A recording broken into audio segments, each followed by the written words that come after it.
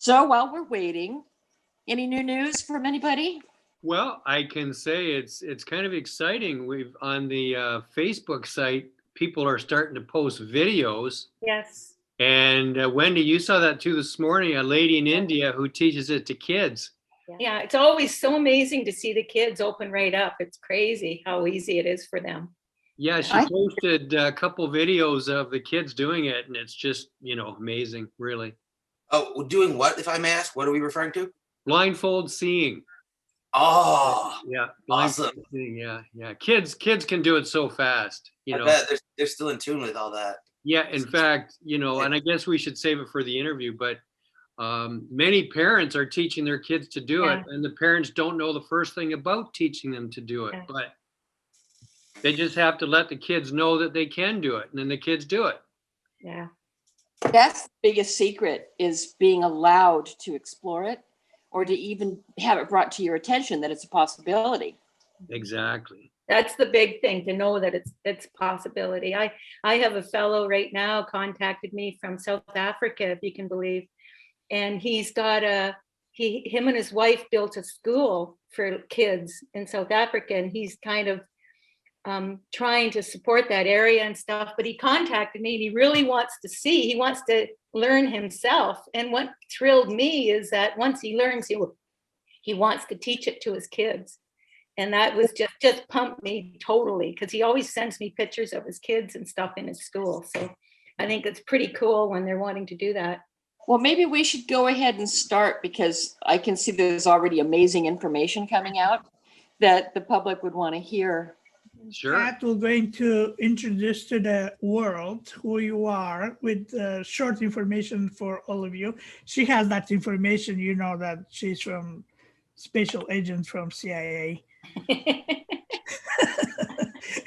and then we can start, because we can talk for different things, but basically all the stuff they connected, like, for example, consciousness, meditation, remote viewing. A man, he's an expert of paranormal investigator also. Even he has an institute for teaching people how to do paranormal investigation. And he creates something like a handbook about this. Anyway, conversation will be very interesting. Okay, I'm start recording now. Kat, are you ready? Oh, sure. But I think I'm going to go a little more loose with this. I'm going to say, raise your hand. Who wants to go first to do a short introduction? My name is Amunberry. I am a paranormal investigator from the greater Seattle, Washington area, but I work all over the world remotely via Zoom, FaceTime chat, email. So yeah, my primary, I guess my thing is I help people feel safe in their houses, I guess is what it comes down to. And that takes a lot of forms, but I'm going to be putting on a paranormal workshop coming up probably within the month, or at most in the next 2 months. So, keep your eyes out for that, but I'll keep everyone informed. So. Thank you. Kat, your turn. Okay. Well, good morning, everybody in the United States, Canada, and every place else, Bulgaria. Good morning. I'm in the Sacramento area of California.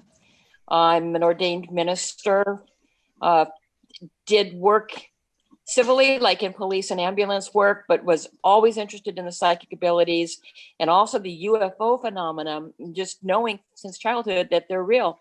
So I'm connected with ET Let's Talk and all the people that do CE5 around the world globally.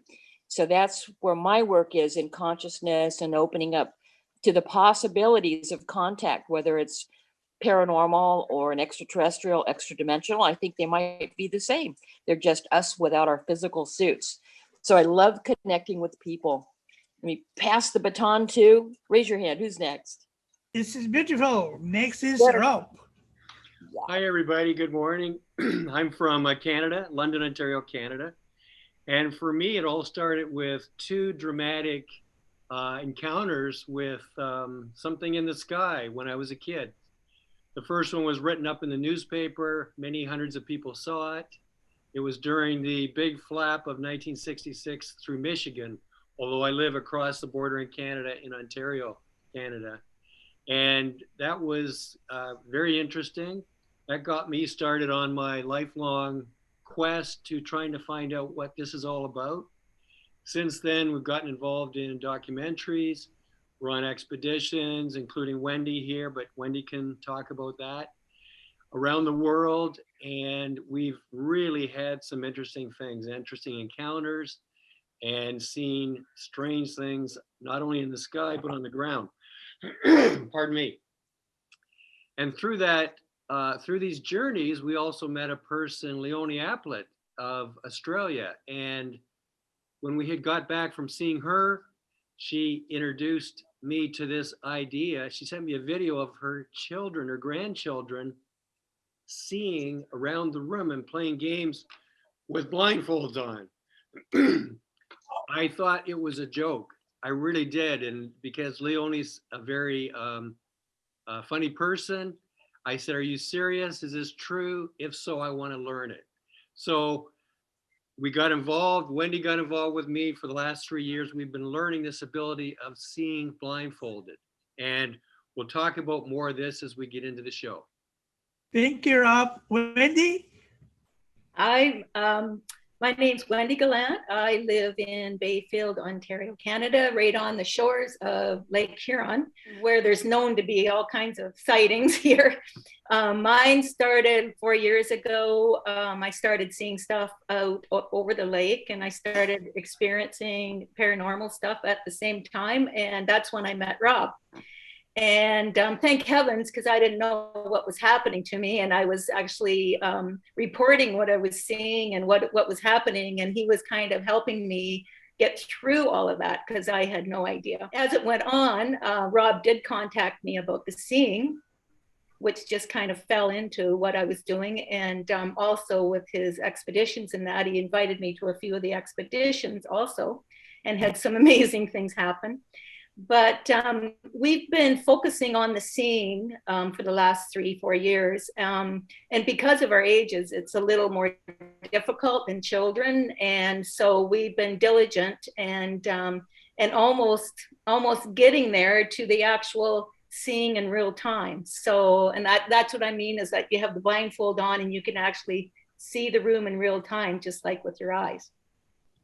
So that's where we are at this point. And then we decided to start up the Facebook page and the YouTube channel to put it out to everybody, because we always said that it's so expensive to take these courses. And it was always something that's actually natural to everybody. Everybody has it. They just weren't aware. And we didn't think it was right to charge all these huge prices. So that's how our Facebook page started. So. Wow, this is very interesting. Thank you very much, everybody. You're beautiful souls and beautiful people. If you want, we can start our conversation about conscious, because conscious is something like basic and all this stuff, like connections like remote viewing or ability to see a presence of another dimensions. What do you think about conscious? How we can develop our conscious to lift ourselves? Everybody can start with that. Because I don't see you separately, so you can. I don't see your hands, so just. I guess I have something to say on that. I was really interested with what you were saying, Wendy, about seeing blindfolded, because I don't know if you guys are familiar with this, but I study very traditional Chinese martial arts, Qigong, Tai Chi, other forms. And in those styles, we actually practice blindfolded. That's part of the advanced training, where we put a blindfold on and we have people point at us, and it's up to us to decide when we're being pointed at from what direction. And we call that sensing drills, sensitivity drills. Mm-hmm, mm-hmm. And I just found it really fascinating, the cross-disciplinary studies here, where something as, esoteric as Kung Fu goes to something more modern, like the science of seeing blindfolded. I guess the corollary that I've seen is we're changing our brainwave states. You know, in each we're moving to a more theta, more gamma frequency, and that allows us access to our unconscious mind, our higher dimensional faculties. And I think that is the, like you were saying, consciousness being the fundamental ground of being through which all these separate phenomena manifest. Mm-hmm. That's really my 2 cents on that. That's interesting. Maybe we can continue with this interrupting Wendy. You both of you guys doing experiments with like this method with covering the eyes, recognizing object colors. What else you can do with that? Well, really, it all seems to be all connected, Ivan. Uh-huh. And, you know, when you start down this road of practicing to see blindfolded, you can go down the road of many other of these abilities as well. And I know Wendy has experimented with spoon bending, and that really is just concentrating energy from her mind or her consciousness. I'm not sure. Maybe Wendy can speak to this in a minute, but she applies it to the spoon and literally the spoon bends. There's many other areas that you can get involved in. I've seen, you know, different videos on the internet. We've watched documentaries that you can only purchase where very special things are being done. I've never seen levitation, but I imagine it's all part of this. There's telekinesis where you can affect material objects. And I know, Kat, you can speak to a lot of these things, but I believe that this is all connected. And once you start down the road, you can go down many different other branches. And it really depends on which one or ones that you want to have mastery over. But whichever disciplines you choose, it will require a lot of practice and self-discipline, research, and just diligence and time. That was well said. I also believe everything is connected in consciousness, and whatever you focus your awareness on seems to present more information for you. I've even noticed that when searching on the internet, if I'm just thinking about something, suddenly it's there. But I think it's also amazing from a spiritual side. Isn't it interesting how we all ended up at the right place at the right time to learn these things and share them with others and to have these relationships with each other? And I think it's been truly amazing. And I don't know if that means we've been led to be here to do this, or if it's some sort of maybe an agreement that you make before you're born. I do believe in dying and coming back over and over again until maybe you get it right. So maybe this is some sort of a contract where we can all work together, or we've worked together in other lives. But any practice, like even remote viewing, I noticed as soon as I started doing that it opened it up to more things like lucid dreaming, travel, getting weird messages in the middle of the night. And only a couple of times, but when you get those auditory messages, it's a little shocking to hear your name called and something being said, because you immediately think it's your imagination, right? Well, exactly. And I can say, for example, when Wendy and I first started practicing together to learn this ability, it really just started with trying to see colors in front of you. Like Wendy would have her blindfold on like that, and I would hold up the colors, you know, various different colors one at a time. And she would start to see a haze or a flash or a jagged line or dots. And I remember the one day she was having a little trouble. And then all of a sudden she said, "Oh, my vision has gone into the other room." And I thought she was joking. And so I was joking too. And I said, "Well, let's go into the other room then." And I went into the other room myself and closed the door. And I was holding up the cards, and Wendy got all the colors. So it's like, this is, you know, a separate part of you that can travel. It is your consciousness. You know, is it your soul? In fact, I don't know. I have no idea, but it seems to be this consciousness, which is part of you, you know, as Kat says, we have our physical body and our brain, you know, affectionately known as a meat sack, I guess, Kat, right? But we have this consciousness, which can be inside our body, it can be outside our body. And in that one day, it was obvious that Wendy's consciousness went outside her body and went into the other room. And it was as if her eye, like her vision, could see from that point. And just a couple of weeks ago, we were practicing right here in this room, in one of these chairs here. And all of a sudden, I could see the fireplace over here. And it was like, wait a minute, it's not from the point of view of where my head is. And Wendy says, well, where are you seeing it from? I said, well, it looks like I'm viewing it from the footstool, like where my feet were.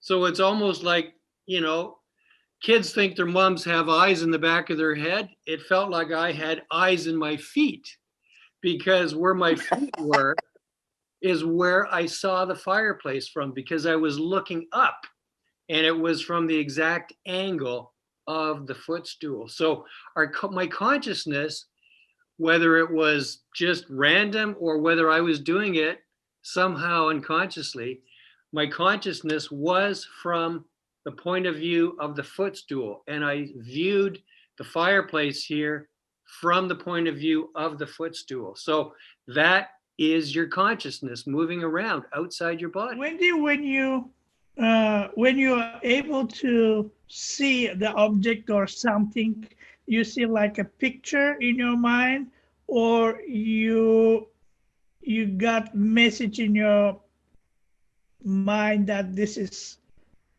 whatever it is. Okay. Well, I was just going to go back to what Rob was saying about your consciousness going anywhere.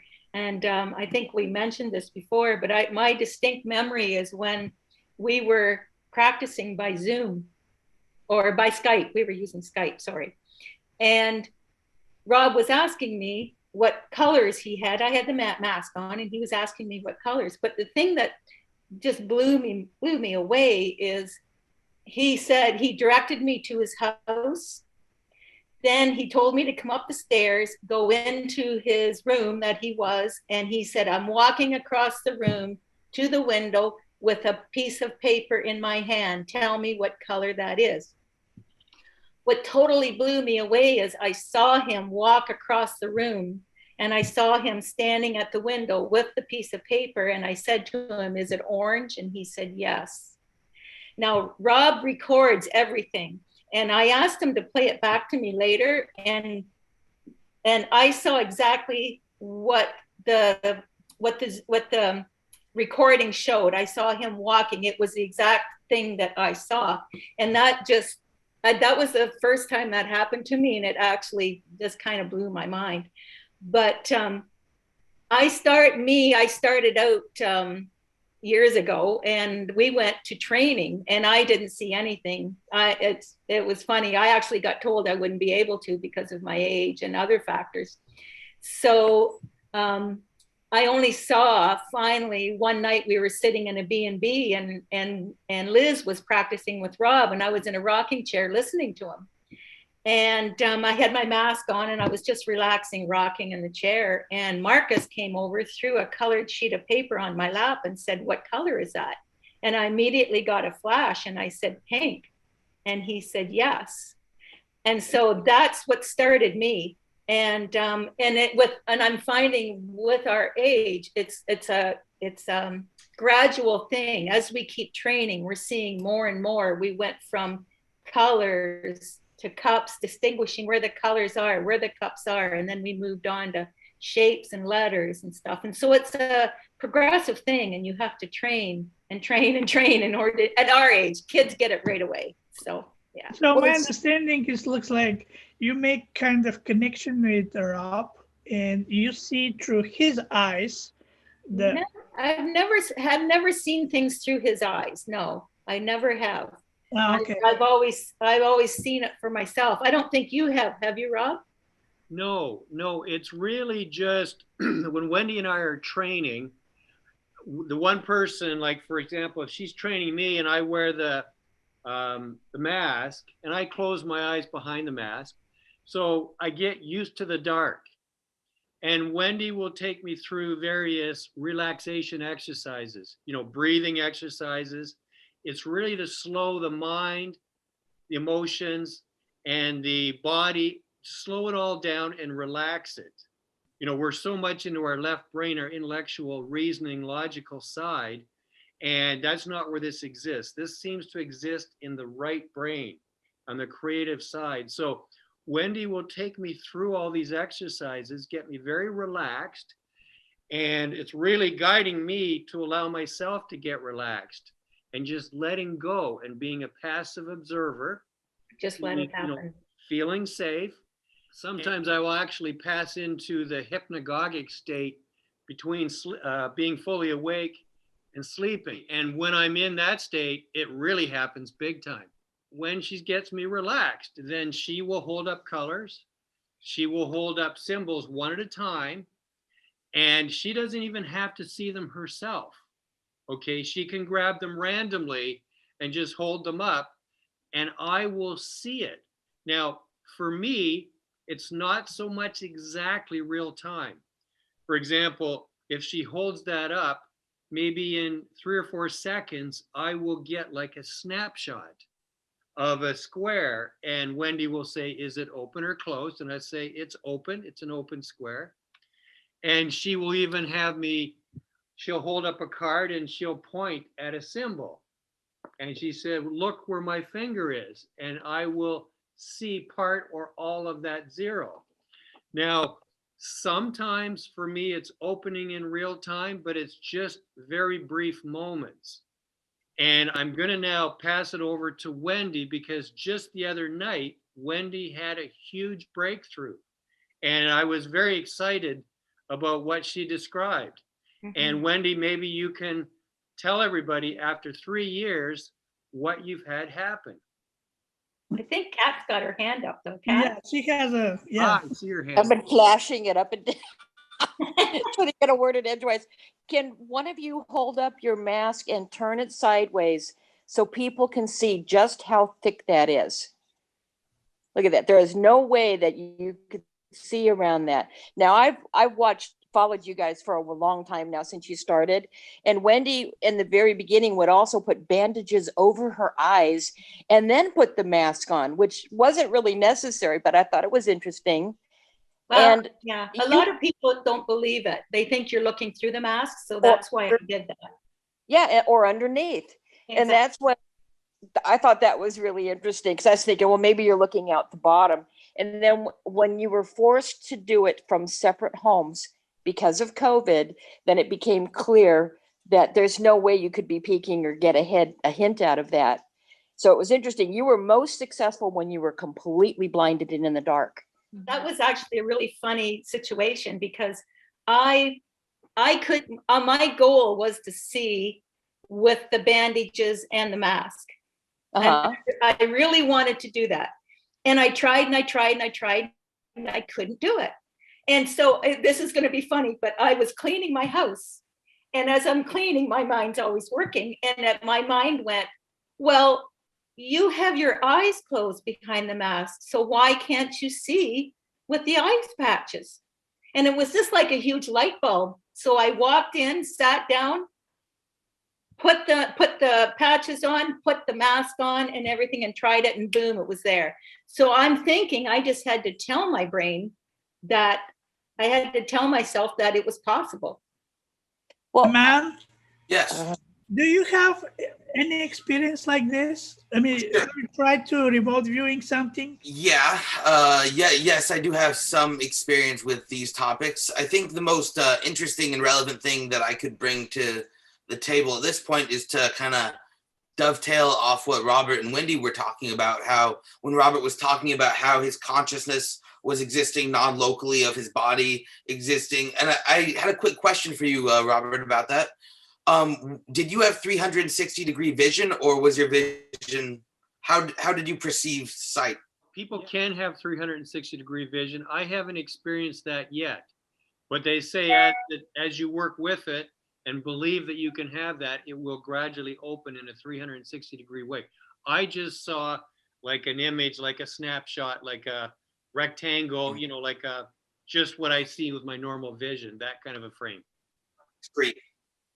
Yeah. Awesome. And all of this ties directly into my work as a paranormal investigator. I don't usually talk publicly about the more advanced applications of the methodologies, but sometimes it is required to assist somebody with what I call a distance clearing, where they're having some unwanted unpleasantness happening in their house. It's not a paranormal investigation seminar today, but they're having something happen that they want to raise their vibrations. So I guess this all translates to my technique of when I'm on the phone or on a video chat with someone and I go into a deeply meditative state, I don't usually talk about this, I can project my awareness into that haunted location, and I can change the vibrations remotely. And it's very similar to what you guys are talking about in how, your consciousness isn't necessarily at the same height that your body is. You can perceive things in the house. If you get good at it, you can perceive unseen spirits, but that's a whole different conversation. But it's all that same mechanism of non-local reality. This ties into if someone's, I can't really talk too much about this, but I've done some law enforcement style applications of this work. And it all comes to the same mechanism of our minds are non-local radios, non-local transducers, and we're an electromagnetic battery. So we have these natural abilities to tune in to different frequencies, and if we can relax our mind, relax our body, and get in alignment with the mechanisms required to do this, I've had similar experiences myself. Kat? And I'm going to throw this to Amon, but it's related to something that Rob was saying about your perception of where you were viewing from, like when you were seeing from your feet. Now, you have all heard of the Merkaba, the light spirit body. Well, this is like traveling. When you raise your frequency enough, your consciousness can travel. So I'm wondering, because of the studies with SRI, Stanford Research Institute, where they would remote view objects in other rooms. Well, they had a camera set up there and they were capturing photons, light particles left in the room where they never were physically in there, but it left a trail that somebody had entered and left. So when I think about the Merkaba, your consciousness, do you think that's what those orbs are that people capture in their films, like on your paranormal research? And I've captured quite a few myself on camera. That's a really great perspective. I think the best way to answer that would be sometimes. In some of the orbs that I've captured, in some of the phenomena I've experienced, or even in my dabbling in the field of CE5, I would honestly say I've seen more Merkaba style phenomena, like classic, the two triangles rotating is the traditional depiction of a Merkaba. I guess if I'm being honest, I've seen more of that high vibrational, high intensity phenomena in my CE5 explorations. You do get colored orbs in paranormal, but oftentimes the entities that I deal with as someone who helps beings move on, whatever that looks like, a lot of times my demographic, if you will, might be a bit confused, might be a bit, I guess, I don't want to use not non-judgmentally, but lower vibrational. So sometimes they can't attain those states required to fully charge the auric sphere and create that Merkaba effect. But yes, I've seen it, but I guess both in the paranormal and more in CE5 would be my answer to that. No, that's interesting. I had done 5 years of studies up in Washington, and one of my instructors, we'd be talking, and all of a sudden he'd say, wait, we've got people coming in. He would have like a group of souls that had just left their bodies come in looking for direction. So this is the part that sounds weird, and back then I wasn't ready for it. But he would open up a portal and say, now look up and follow the light, and send them on their way. Now we're finding now that with your consciousness, we're more powerful than we ever thought. So just like remote viewing, just like with you seeing Blindfolded, you have to be able to open yourself up to imagine and recognize that it's not just your imagination. You are actually having that experience, but it's through your sixth sense, not through your physical senses. And I think that's fascinating that we can do that. consciousness exists outside our body, can go anywhere and any time. All of you have some kind of experiences with this. Can you give some explanation from different point of knowledge, if that makes sense? Like this phenomena have different aspect of manifestations, but what's exactly happening when that process starting, if you understand my question? Talking specifically about seeing blindfolded, Ivan? I understand that when you meditate it, you're going to some kind of stage of conscious, and then you can see objects or situations or any kind of pictures. But how exactly that happened? Do you have any explanation of that? How happened? It's something like chemical process in your brain, or what happened? This is such a fun conversation. Someone else take it first.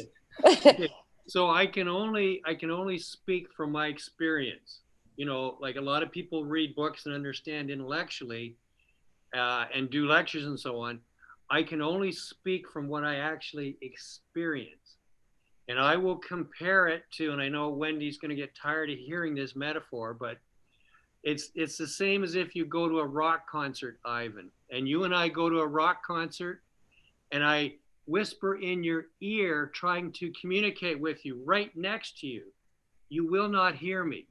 It doesn't mean I'm not trying to talk to you and get messages across to you. But the noise is so loud from the rock concert, the band at the front, you will not hear me. Now, if all of a sudden you can get the rock concert to stop, the musicians to stop, you will hear me loud and clear in your ear. Now, I'm not talking any louder. It's just that you've gotten rid of that huge noise distraction. So really, all we're trying to do in this, it's very simple. All you're trying to do is get rid of all the noise that's in your left brain. Your left brain is where you exist generally on a day-to-day basis, you know, with your work, with your thinking, with your ego, all these things. This ability is there the whole time. It's been there for every single person, every single day of their life. But all we're trying to do is turn the noise down. So literally in the session that we do in the practice, Wendy will just get me relaxed. It's not rocket science at all. And when you get relaxed, it's like turning down the knob of the volume of that rock concert that's at the guys that are at the stage at the front of the concert there. And then it happens automatically. Like if you can just let go of your thoughts, your judgment, if you can be in a good mood, loving, happy, grateful, joyful, all of those things, that further enhance it. It's kind of like you have your left brain here, your right brain here, and it's connected at the bottom with that part of the brain.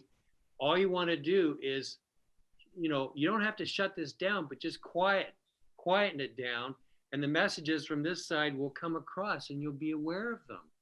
You will see, and over time, you can actually see in real time, and there's lots of videos on the internet and on YouTube of children riding bicycles with blindfolded on, driving go-karts, playing table tennis, playing games, everything. And, you know, we alluded to this a few minutes ago, but Wendy, I'd like you to jump in and explain what happened to you just a few nights ago, because as you say, at our age, it's difficult, but we've been diligent and you've had a breakthrough. And it does describe exactly where we're trying to get here. Well, actually, I'm sorry that I probably interrupt someone. I actually, right now, when you talk about this, it's more clear for me. And also, something came to my mind. I watched a video with Chris Angel. He's one of the top magicians in the world. I watched a video. He driving a car with covered eyes and one lady sitting next to him. Is that a magic, or really it's something like remote Chris viewing? Angel. That's an interesting discussion. Yeah. Yeah, considering think? he's also a magician. Well, let me jump in here. I've got a friend who contacted me who wants to learn this. Friend right here in my town. He's been a lifelong magician. And he said, Rob, anything that you're doing, I can reproduce from a magic point of view. And when I mean magic, he said it's an illusion. It's not real. So Okay. to the person watching, it looks real, but the skill of a magician is just that. It's to do something in a manner that's not magic, but it looks like magic, and it's an illusion. So I can't say what Chris Angel was doing, but I imagine he was creating an illusion to make it look like he was driving blindfolded. But Wendy, I really want you to tell your story about what has happened to you. Oh. I don't want to save it to the last because, you know, we've been trying for 3 years here, and typically with Wendy, she'll move ahead a little bit and then she stops. I'll move ahead a little bit and it goes back and forth. So recently, Wendy has had a very big breakthrough and she's almost there in terms of the goal of seeing in real time, not just getting flashes of the letters, cards, and words in a book, but actually seeing it as a real-time video playing in real time, one-to-one with what's actually happening in front of her. Wendy. Yeah. Well, I hadn't been practicing for quite some time. Like, well, I wouldn't say quite some time, maybe a week or so. And I went out walking. I walk every day. I went out walking. I met a girlfriend. We made a date to go out hiking and go out for dinner and stuff. So I was feeling really good. And I walked home. It was middle of the afternoon. I walked home, walked into my apartment and thought, I feel like practicing. You know, I just feel like it tonight. So I sat down and I didn't meditate. I didn't try to calm my mind. I didn't try to do any of that. I just sat down and started, you know, putting the cards up. And as I was doing that, it just started to open up. And the more I practice, I have cards of everything, colors, shapes, pictures. I have everything. But the more I practiced, all of a sudden everything's moving, is there in real time. And I'm like, I just got more and more and more excited about it. And the final thing I had was these little hoops of colors. And as I'm doing that, I can see my hand moving. Like, this is in real time. This was with either the mask on or with the mask off and with my eyes closed. It didn't matter what I did. It was just all happening around me. I even got up, walked out to the kitchen, got a glass of water, went back, sat down, and it's still going on. And like I say, I was so excited. I texted Rob right away because it's like, you don't believe it. You know, normally we videotape this stuff, but this was just a happen. You know, I just decided to practice.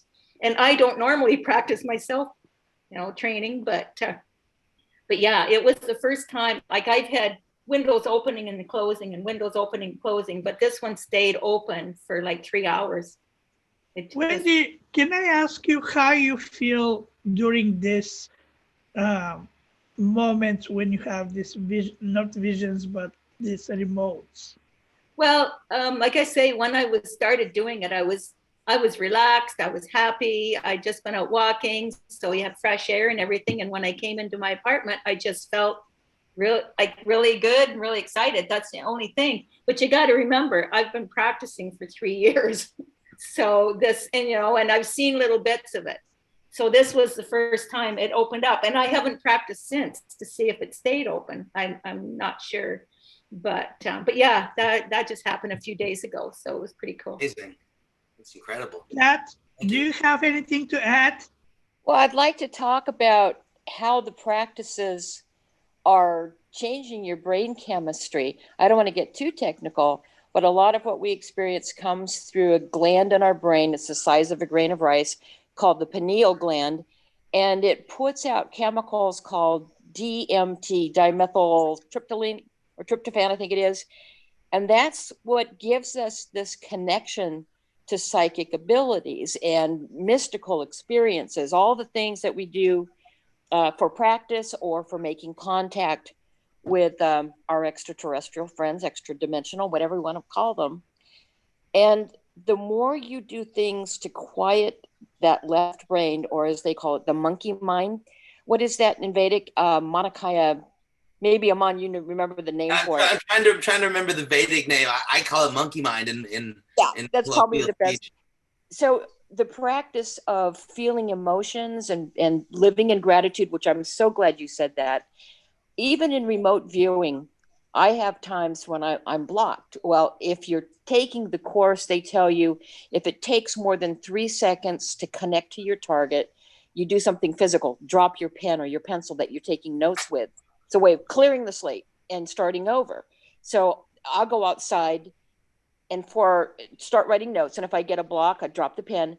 And then I start feeling those emotions of peace and gratitude and trying to shut out the world by focusing on feelings rather than everything else around you. So you have to distract yourself from the distractions. Would that be a way to describe it? Because we get wrapped up in our everyday thoughts of things I have to do, where I have to be. Did I feed the cats? Did I do the dishes? Did I pay that bill? And we have to quiet all of that down. Meditation, when you can sit quietly, and if you tell yourself you're going to let your mind go blank, that's almost impossible. So if you give yourself something specifically to think about that makes you happy, you're in control of what's happening in that moment rather than letting everything else just flow through. The more you do that, the more brain cells, neurons will develop and act as little antenna and open you up to all these psychic experiences. Everybody has the ability to do this. All you need to do is just start training for it and believing that it's possible. For some people, they don't know they can do it because they've never been told. History has made this a cult. A cult means hidden, but the word itself is charged as something negative, right? Because that's what we've been taught, that it's wrong. Through biblical studies, you shouldn't play with this. Well, I hate to tell everybody, but there's a lot of people that use this for good or for bad. And that's why it's been hidden. Now it's time for us all to wake up and start using these abilities because we are beginning to ascend in consciousness, to become kinder, better people. And I think the future is bright for all of us as we learn to communicate telepathically with other people that are out there. And you can't lie if you're talking telepathically because everybody knows what you're thinking.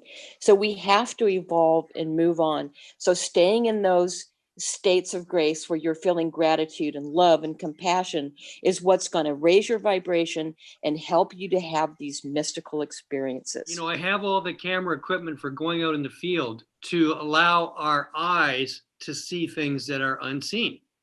For example, I've got a military grade thermal camera which picks up heat. And while we talk about that real quick, Wendy and I have done a session for seeing blindfolded with our eyes closed in the dark, completely no light. And I've used a thermal camera, one of my thermal cameras that I have. And we can do this ability also in complete darkness. So you can have your eyes open or closed with a patch, closed with patch, and blindfold, doesn't matter. It doesn't have anything to do with light at all, it seems. We have captured it with the thermal camera, which only measures the heat. But mind you, heat is energy, so it could be picking it up that way. I don't know. Out in the field, I've got full spectrum cameras. I've got infrared cameras. So it does allow our natural eyes to be able to pick up things, or I should say, it does allow us to pick up things that we cannot see with our natural eyes. A lot of people have difficulty believing there is anything other than what you can see with your natural eyes. But the problem is, that's only a very small portion of what's really out there.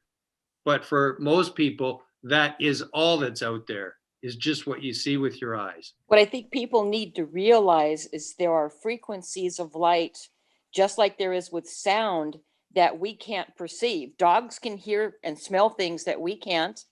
And there are machines like your weapon of mass detection, as you call it. I love that, your WMD, where you're able to pick up frequencies that we can't. Now, the human body has the same ability to pick up on these. But I think it's amazing that our body can detect when something is in our vicinity with a different electromagnetic field. And I actually saw a video on that where they put somebody in like a Faraday cage, but with tubes all around it. And he was able to point to where the signal was coming from when they turned on the electromagnetic field. And that's how animals sense, like birds when they're migrating. They've got crystals in their mind that are tuned to the frequencies of the planet. So that's how they navigate. Sure. I wanted to go back to that idea of where Wendy and I were in a 100% darkened room. So there was no light energy of any part of the spectrum, you know, ultraviolet, visible, infrared. There was no light energy. Now, there are other energies. There's heat. Every object has a temperature. And so the thermal camera was picking up the image, and you can see this video on the YouTube channel, and we can show that channel later. But the image was showing Wendy walking across, Wendy showing cards to me. It showed me there with the mask on. So it's the heat signature given off by the objects in the room. And there's slight gradient, different temperatures of every object. So the heat camera, the thermal camera can make a whole image of what's in the room, totally in the dark. But what I'm trying to get at here is that ability to see with our conscious or whatever it is, you know, with the blindfold on, is it using heat energy?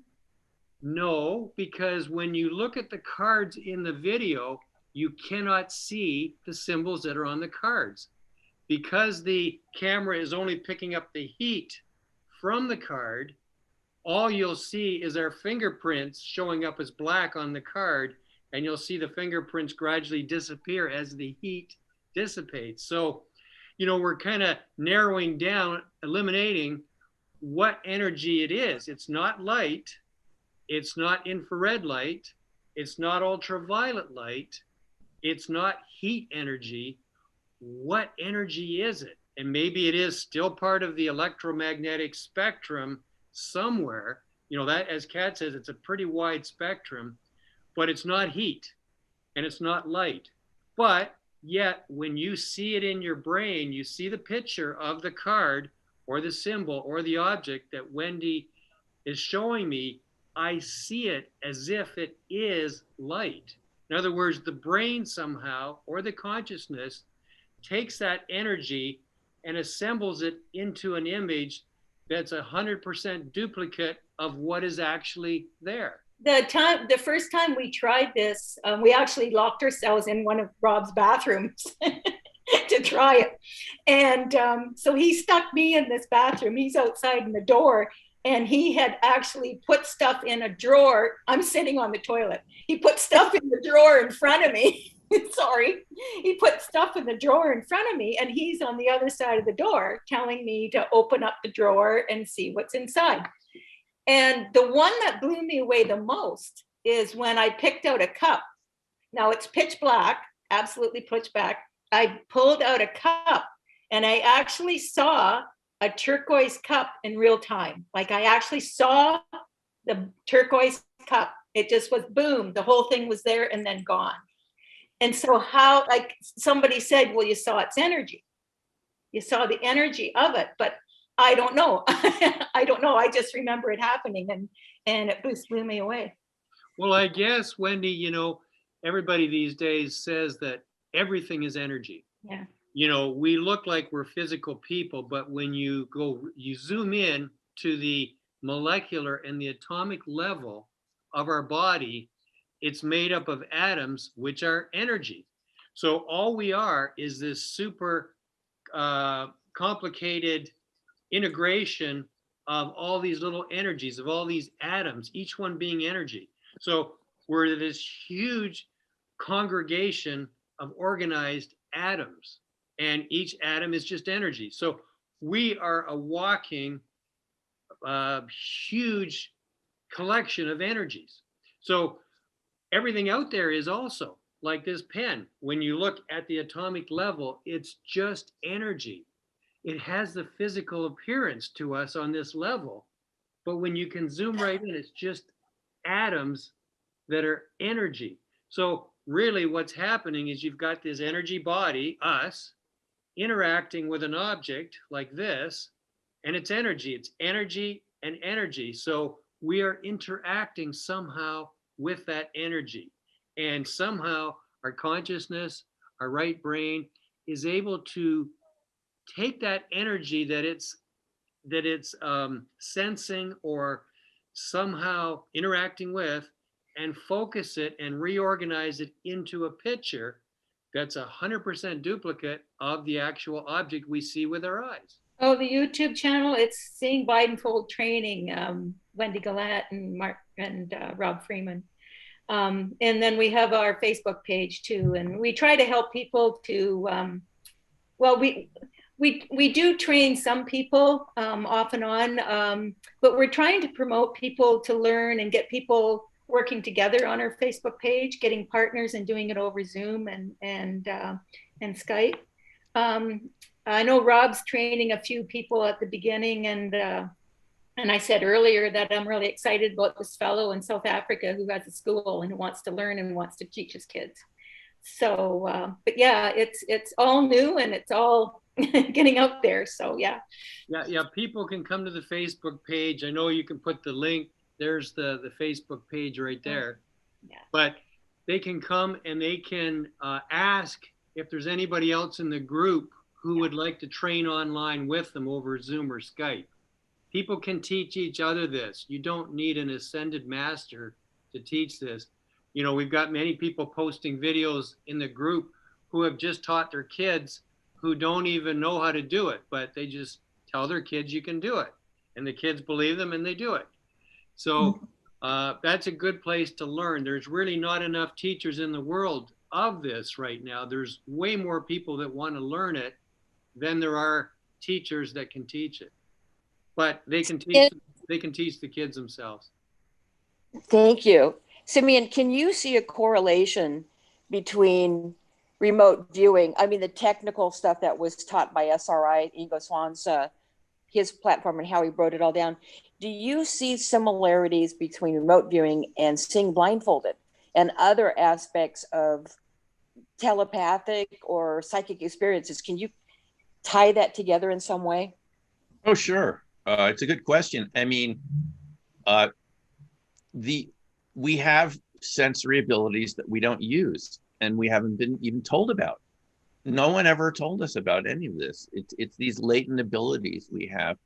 Ingo Swann thought there were at least 20 physical senses that we hadn't talked about. Physical senses. He talked about this at Austin at the IRVA conference in 2002, I believe. And he just said just other senses that are physical, beyond, not even mentioning the psychic ones that we, things we call psychic. So these are all innate natural abilities we have. And I'm not that familiar with, Wendy and Rob's work with blindfolding sensory abilities.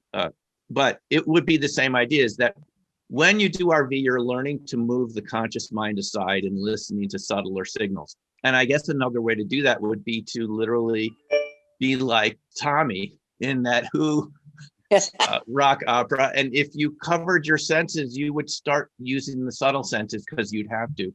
And we know this is true from people that have become blind. I'm familiar with a woman, I know this can be very tragic, who became blind just recently, but she said her other sensory abilities took over. There were other abilities she didn't know she had. And I think that we have other abilities. We're just so used to the left linear brain, the logical thinking, the conscious thinking we're taught since kindergarten. It's very early that we get conditioned to narrow the blinders of our perception. But these other ones are there. And I would imagine that Rob and Wendy would agree that these abilities are there, but we just haven't explored them. And it's when you actually decide to take a class or sit down for a weekend and just see what's there, you're surprising yourself that these have been there the whole time. And it's almost like you've been asleep in your life during your waking state. And it's just, it's a you've been tuned to this program that we call, society and socialization. Not that it's a bad thing, it's just a limiting thing. But the other ones are there, and that's why there's a commonality between RV and these techniques they're talking about. And any sort of psychic, what we call a psychic ability, they're all related in my view. It's not separate phenomena.